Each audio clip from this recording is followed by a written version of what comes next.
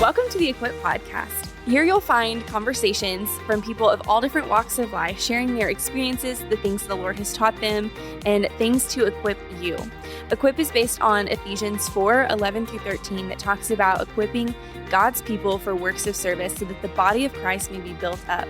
That is our goal here, to build you up and equip you through seasons of ups and downs in life. Welcome back to the Equip Podcast. I'm your host, Taylor Gibson, and today I'm joined by Sarah Pino. Sarah is our new member coordinator, and she is here to talk about Single for the Holidays. Welcome, Sarah. Hi, thank you so much for having me. This is so fun. So glad you're here. I know, it's kind of fun. I felt like I was going to have to work really hard to talk you into doing this, and I didn't even have to. It was fun. No, for sure. Yeah, I'm so glad to be here. Thanks for asking. Yes. Well, first off, tell us, do you have any fun holiday traditions? I do. So I am the youngest of 5 siblings. Blows my mind. So I know it's crazy. We're all very spread out, but we're tight-knit. So we do like to celebrate all the things. We dress up all the time for any birthday party, any celebration we can. Love that. But for Thanksgiving and Christmas, so the holidays coming up, we're pretty classic. So we'll watch the Thanksgiving Day parade. We'll watch the football. Do you even watch like the dog show that comes on afterwards? Yes, I make sure that they keep it on for the dog show because that's my favorite. I don't watch the reruns. We like to watch it the first time right after the parade. So we'll do that. And then we are a big board game family. So we love the board games, card games, anything that brings us all together. We love doing. What particular games are y'all?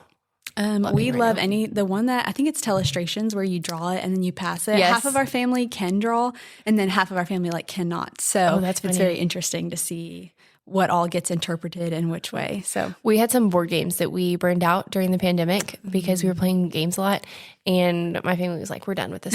Never again. Never again. PTSD. No. Well, it seems like Hallmark movies and all kinds of things really around this time of year are built up over the holiday season, and lots of relationships and cozy up by the fire proposals. I feel like this is the season where you see a bunch of proposals and baby announcements all over social media. So do you do anything to guard your heart in that or prepare yourself for that? Or is it really a non-issue? Yeah. Holidays are tough, girl, not gonna lie. I mean, for the most part, I am pretty content. But there's so many reasons that I love my life right now and how the Lord has planned it out. But there are moments and seasons that are tough, especially the holidays, because it is such a time where being together is celebrated. When you don't have somebody to be together with all the time, then it can be lonely. And then just the constant reminder of how single I am with all the movies and all of the things. So I do try to be mindful of my thoughts in situations that might make me more discontent. I unfortunately do love all of the cheesy Hallmark Christmas movies because in my head, that's not real. That's not real life. So I can kind of separate it. But I could see if you're watching all of that all the time during the season, the influx of that kind of content could negatively impact if you're struggling. So I end up focusing on what I'm consuming, which mainly is everything that's on my phone. So if I need to cut back, set some time limits, set some barriers, that is just going to help me appreciate my life a little bit more. The more I scroll on the internet for too long, what was meant to be a 5-minute check-in, see what my friends are doing over the weekend is now I'm comparing myself to all of these women and people who have the perfect life, perfect husband, perfect house, perfect in quotes. But so that's not good for me. So I try to set some limits during the seasons when I know that it's going to be posted everywhere about all the things that people are doing. And it's hard because you want to celebrate with people, but also you have to protect your heart. I remember when Aaron and I were dating, seeing people getting engaged on social media just really made me mad because I was like, I want to be engaged. And it's the constant next season, the next thing. And I think especially women that are walking through seasons of infertility or anything like that, and then seeing all these baby announcements, and then that's hard. And I definitely think it's something that we have to guard our hearts for, because I don't know that we were meant to consume that much information and know that much about people all over the world. I just don't know that we were created the internet to be has its pros and cons, but when you're on it for too long, There was one time, so you can set time limits on your phone, and it's really easy to just push that button and be like, ignore for 15 minutes or whatever for today. At one point, I had my phone set up where there was a password So that, and then Ooh. somebody else had the password so Wow. that I couldn't ignore the limit. Like once I hit the limit, that was it, unless they put in the password. And then it went away, and now I don't know how to get it back because sometimes I need the extra accountability of like, okay, Yeah. it's too much. Actually do need, yeah. Yeah. That's funny. Yeah. I heard somebody on a podcast recently talk about, in reference to being single, they said 5 out of 7 days, I'm really content. But 2 out of 7 days, I struggle and have a hard time. Yeah. And it sounds like there's always a mix of that. It's going to ebb and flow in seasons. Now, you said you have 5 siblings, or you're the youngest of I'm 5? the youngest You have of 4 5, so I have siblings. 4. So are they married? What do you do when they celebrate holidays with their in-laws? Do you still go to your parents' house? Like, how does that work? So, yeah. So I have 2 older brothers and 2 older sisters, and I'm the youngest one. The 2 older brothers, they're about in their 40s. The 2 older sisters are about in their 30s. And then there's me, I'm 26. And they're the closest sister to me. Me and her live together, and we're both not married. We don't have any kids, but the rest of them are. And they're all in East Texas. And I think their situations are a little unique because all of the in-laws are out of state. And so they'll do it every other year. They'll spend in Texas, and then they'll go to the in-laws for the other years. But for the most part, everybody celebrates at my parents for the majority of the time because they're out of state. So the parents are the closest in East Texas. That's nice. So do y'all still celebrate Christmas on the years that they're out of state? Like Yes, yeah, we'll all come together to my parents' house or whoever has the biggest house at the time because there's so many like grandkids, nieces and nephews. We'll all celebrate together. We'll exchange gifts in the afternoon. They'll celebrate with their families at their own houses. So it's really just me and my sister at my parents' house. We'll normally come in the night before. And so we'll spend the night and hang out with my parents that day. And we'll get together with all the rest of the siblings and their kids in the afternoon. Later. Yeah. Well, and I think it's one of those things that's very easy to get an expectation in our head. And especially like you said, social media of this is what this has to look like. And then when things change, people get married, people move, whatever. And then it looks different. And you're like, wait, this isn't what I thought it was going to be. And so then it's like you're mourning an expectation that you set that was never even necessarily going to happen. So I think that's cool that y'all have kind of open-handed of like, we're going to celebrate and it'll be okay. Yeah, that's one thing I'm not looking forward to if I get married. I can't imagine not waking up at my parents' house on Christmas or Thanksgiving, but it's a battle. We'll get there. My first married Christmas. So it was my second married Christmas, but the first one without my family. My brother wasn't married yet. And so it was weird for them at home because it was just my brother and my parents. Yeah. And I was at my in-laws' house and my mom and I found out. We both spent the day crying. I mean, not spent the day crying, but like Aaron came upstairs and was like, I'm like sitting on the floor crying. And he's like, what is wrong with you? And I was like, I miss my mom. Like, it's a real struggle. Yes. Yeah. So pros and cons.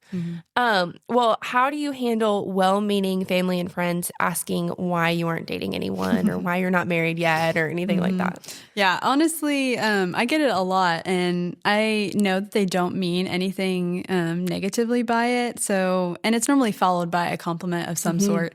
I normally just respond with something lighthearted, like, I appreciate that you care so much, but for this, I'm just trusting in the Lord, and I love my life right now and how I get to do things with so much freedom, but unless you have some cute grandson that I can meet. But we're just going to trust the Lord, and I love where he has me right now. So that's sweet. Yeah. We were at a conference together last week, and 2 of the speakers referenced either their kids or their niece or nephew being single. And we're like, so if you have anybody that's like in this category, in this age range and whatever, I'll see you backstage. Hit me up. Yeah. Do your family and friends try to set you up with people? Yes. Is that the worst? Depending on who they are, if they know me, then I'll trust them. But if it's like some random grandma or like relative, they're like, oh, I have a firefighter friend who like came to the house the other day. I was like, that's not going to work. I need you to know them first. Yeah. And then maybe we can talk. It's not just this random person. Yeah. I get that. Well, what is your favorite thing about being single? I think one of the greatest blessings of singleness is the freedom I have. I think I know this full well with having my siblings just being so busy with their kids and their schedules that I am constantly I feel so blessed by how I can dedicate my time and energy and my heart to serving the Lord without the distractions that can come with other commitments. And I do have commitments, but I can just be more present with God's voice and more available to serve others and focus more intentionally with growing in my faith and what he has called me to do. So I can go for a walk when I want. I can spend time with my family when I want. I can do all my favorite hobbies when I want. So I can be a little bit more selfish in the best way. So it definitely has its perks for sure. Oh, for sure. Well, and I love that you live with your sister because y'all have lived together probably your whole life. Like you know how to live with each other. Yeah. And so it's too, you're probably not battling like the same roommate struggles too. Of like, oh, I want to have these people over, whatever. Like yes, but also it's your sister. So like that. Yeah. We've lived apart and then we've lived together. We were like, why are we doing this separate? So let's just do it together. That's how my husband was their freshman year of college. He's a twin and they went to the same college. And the first year they lived apart because they were like, we need to meet other people or whatever. And they were like, this is terrible. Like, we know how each other lives. So. Yeah, it works well. Well, and I love your perspective of you can spend time with the Lord whenever you want to, and you don't have anybody that you're necessarily reporting to. And I think that's cool to be able to recognize that as a benefit. Like you don't have this split time or whatever. And I think that's really cool. Yeah. Well, how have you seen God show up in your singleness? Oh my gosh, there's so many ways, and in different seasons, there's different things, how he's shown up in my 26 years. But I think most recently, I've just noticed his presence in the way he's shaped my heart in his love, in his way. I think singleness can be a really refining time.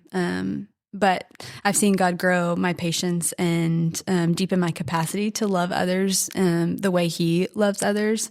In 1 John 4:19 says, we love because he first loved us. And that is such a sweet reminder of how we're supposed to interact with others because of what he's done for us.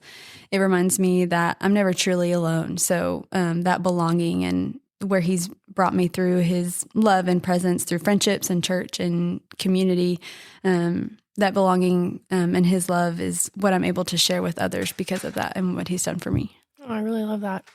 Well, I want to ask too, and sorry, I'm putting you on the spot, but what encouragement would you have for someone that's maybe struggling in their singleness, or maybe this isn't something that they had wanted or seen for themselves, or like maybe they have a harder time going into the holiday season being single? What encouragement could you offer? I think along the lines of find your limits and know what's going to bring you, what is going to make you more content and what's going to make you discontent. And obviously don't do those things that are making you more sad and lonely. I would say occupy your time with things that you do enjoy and with those friends and fellowship with your community and putting yourself out there. But you're not alone. I think growing up, I always had friends who were in relationships, had a boyfriend, or were married now, and now they're having kids. And so I always felt alone. But finding the other single people in my life that are going through the same things and not so sad. And so I would just encourage them to, one, spend time with the Lord because he's going to fulfill you in no other way that anybody on the earth can. And so once that's fulfilled, and then I would encourage you to spend your time with people who are going to fill up your cup in ways that are physical, and you can go shopping with friends who are single, or go have a meal with your single friends or your married friends, but to occupy your time that's going to make you more happy. I like that. Well, and I think that's two things that big advice that really applies to anybody in any situation is the lie of the enemy is that you're alone and what you have or what you're doing is not enough. Yeah. And I think we run into that a lot this time of year with the comparison of, well, these people have all these extended family or a relationship or kids or whatever, and I'm just alone. And that's not true. We're not alone. We convince ourselves that we're alone, and we put ourselves in places when we feel alone, like at home on the couch watching Netflix by ourselves. Like that's going to be lonely. And then I think the other thing of the lie of you aren't, or you don't have enough, or you're not doing enough. Yeah. Because I think whatever season you're in, this time of year is full of comparison. We're comparing gifts that we're getting. We're comparing gifts that we're giving, or I can't give this much, or whatever. And it's a lie from the enemy to try to distract us from what God could be doing in our lives or could be teaching us. Yeah, it's an easy spiral when you're physically alone to feel like I'm alone in every aspect. So I can definitely relate to that. But it's been a process to get to a point of contentment. That's really good. Well, I hope for our people listening, whether you are single or whether you're listening in honor of encouraging a single friend, that this is helpful, that you're not alone. I think that's such a good reminder. As you know, we close every podcast episode with 2 questions. What is something you're learning and what is something you're loving?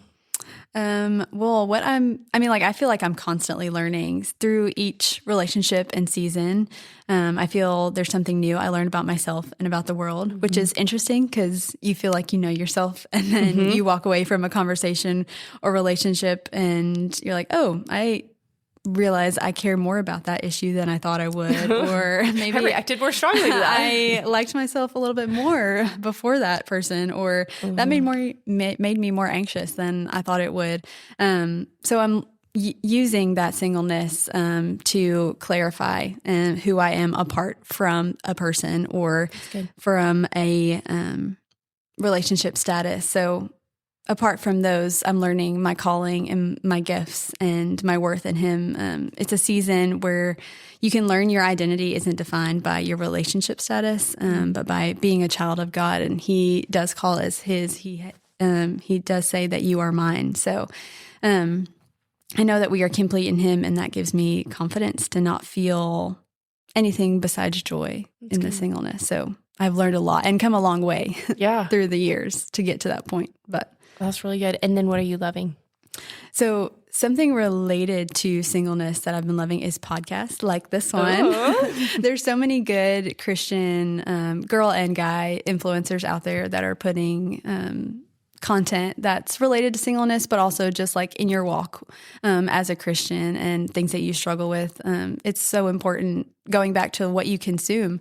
You can be doing the dishes or at work or all of these things. You can be alone with your thoughts that may not be great, or you can be being reminded by all of these awesome things that the Lord is telling us and what's in His Word. So when I'm low, I can be fulfilled with that encouragement from this podcast, which is great. Something unrelated to singleness is my new puppy, Fritz, who I got last week.